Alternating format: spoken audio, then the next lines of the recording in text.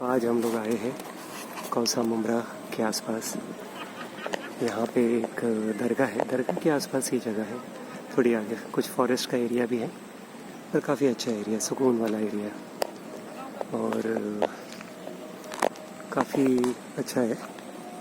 So nature के बीच में आप देख रहे हो, घासी पे जब चल रहे हैं हम तो कितने हल्के हल्के से घासी पे से पानी एक पाँव पे लग रहा है और कुछ लोग आते हैं इधर ऐसे टहलने वहलने, काफ़ी अच्छा लगता है, सुकून वाला एरिया है। ये कहते हैं नेचर के बीच में रह के काफ़ी अच्छा लगता है इंसान को, जब भी वो स्ट्रेस में रहे या काम का ओवरलोड ज़्यादा हो तो ऐसे एरिया में लोग जाना चाहिए, ना कि सिर्फ मोबाइल और बाकी चीज़ों में उलझने रहे। तो आप देख सकते हो, मगर एक चीज़ ये भी देख रहे हो कि ये पहले एक पहाड़ था, शायद इसको बहुत सा शायद स्टोन के लिए तोड़ा गया हो, तो आप कुछ एरिया देख सकते हो। मगर कुछ एरिया इसमें फॉरेस्ट का भी है, तो फॉरेस्ट भी अपना ध्यान रखे कि उनके कितने एरिया गए डेवलपमेंट के नाम पे या किसी और चीज़ों के नाम पे, तो या समझ लो कोई अवैध कब्ज़ा है, तो ताकि ये चीज़ें बनी रहे। अगर नेचर और इकोसिस्टम को हर्ट होता है या उसमें तकलीफ़ पहुँचती तो जाहिर सी बात है पूरे इन्वायरमेंट को और लोगों को भी तकलीफ़ होगी वहाँ की।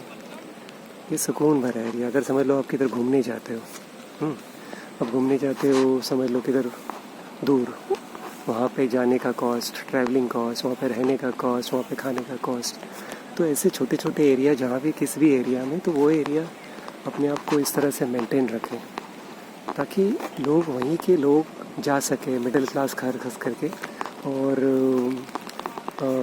थोड़े गरीब लोग जो है वो तबके के लोग भी जा सकते हैं, टहल सकते हैं। तो बहुत ज़रूरी है। देखो ना कितनी फ्रेश एयर महसूस हो रही है, बारिश का पानी भी कितना अच्छा लग रहा है, और ऐसी जगह जब रहेंगे सुकून में तो कितना अच्छा है।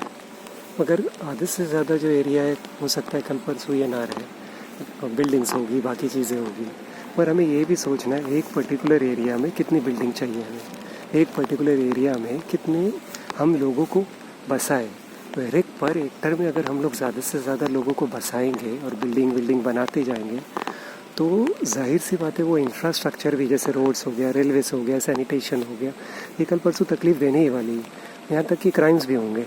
तो इसीलिए नेचर को पहले प्रोटेक्ट कर लिया जाए और नेचर को इस तरह से रखा जाए कि उस चीज़ों को बचाया जाए। तो गवर्नमेंट भी हो सके, मुझे पता नहीं कि कैसे करेंगे, मगर सारे इंटेलेक्चुअल है, सारे एडमिनिस्ट्रेटिव ऑफिसर है, ये प्लान बनाए कि हर एक एरिया में कितने लोग चाहिए, कितने पर्टिकुलर चीज़ें होनी चाहिए। ओके, और नेचर और इन्वायरमेंट को बिना धक्का लगाए, क्योंकि ये चीज़ अगर नहीं रहेगी तो कल परसों हम सीट और सीमेंट तो नहीं खा पाएंगे।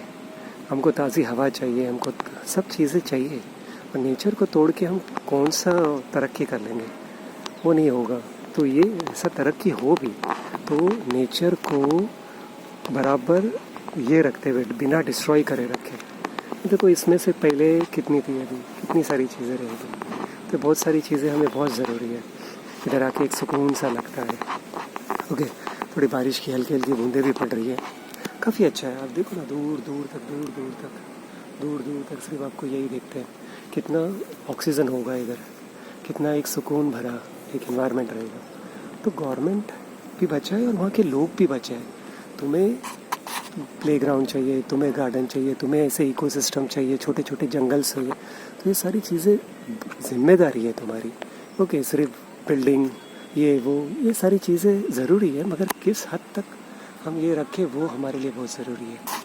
ये बहुत अहम पैगाम। आप देखो तो वहाँ से देखो, आप कोई धुआं नज़र आ रहा है उस पहाड़ पे से, देखो पहाड़ पे से कितना प्यारा धुआं आ रहा है सामने वाली पहाड़ पे से, छोटी से। तो ये सारी चीज़ें हमारे लिए बहुत ज़रूरी है।